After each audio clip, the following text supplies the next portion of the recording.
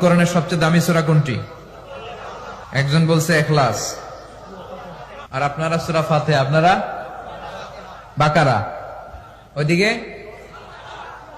ফাতিহা, পিছনে দলাদলি। দেখছেন?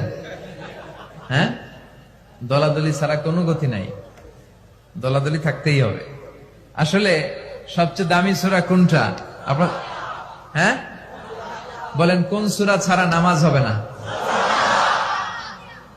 বাইতুল মুকাররমের ইমাম সাহেব যদি পড়ে সূরা ফাতিহা ছাড়া,